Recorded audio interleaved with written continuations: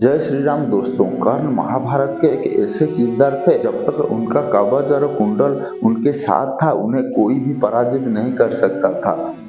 और उनके विजय धनुष भी अगर उनके हाथ में था तो अर्जुन भी उन्हें परास्त नहीं कर सकते थे। आज हम उन्हीं के बारे में जानेंगे कि महाभारत युद्ध खत्म होने के बाद 16 साल बाद कर्ण को क्यों मिलने आए थे। आज हम इसी के बारे में पूरी विस्तार में जानेंगे। अगर आप चैनल पर नए हैं तो चैनल को सब्सक्राइब और वीडियो को लाइक जरूर से कर दीजिएगा, क्योंकि इसी तरह का स्पिरिचुअल वीडियो मैं आप लोगों के लिए लाता रहता हूँ। जब महाभारत युद्ध खत्म हुआ तो पांडव विजय हुए थे, इसीलिए युधिष्ठिर राजा बन गए और कुछ दिनों के बाद धृतराष्ट्र और गांधारी और कुंती और विदुर उन्होंने वन चले गए या संन्यास धारण कर लिया। तो अनेक वर्ष बीतने के बाद, तकरीबन 16 वर्ष बीतने के बाद, जब पांडवों ने अपने माता कुंती और धृतराष्ट्र और गांधारी से मिलने के लिए वहां पर गए, पांडवों ने आश्रम पर पहुंचे ही थे तो तभी ऋषि वेद व्यास वहां पर आकर पहुंचे और धृतराष्ट्र और गांधारी और कुंती को बोलने लगे कि तुम्हारे मन में क्या चल रहा है, तुम्हारे मन की दुविधा मुझे सब पता है, तुम मुझे क्या वरदान मांगना चाहते हो मांगो।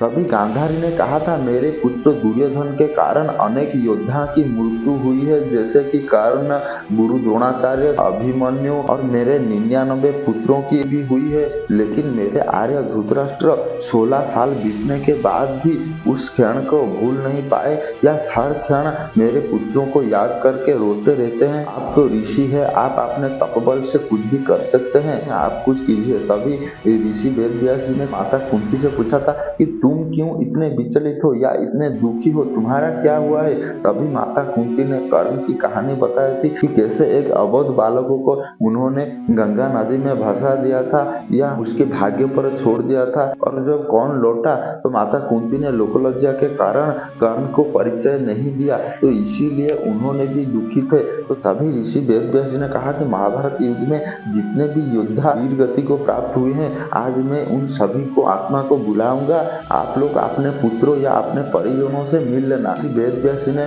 सभी को बोला था कि जब संध्या हो जाए या रात हो जाए तुम सब नदी के किनारे आना। ऐसे ही हुआ, पांडव और माता कुंती और धृतराष्ट्र, गांधारी सब लोग ने मिलकर नदी के किनारे गए। उनके साथ महामंत्री विदुर भी थे। ऋषि वेद व्यास ने नदी के अंदर घुसकर पूजा पाठ करने लगे और सभी आत्माओं को बुलाने लगे।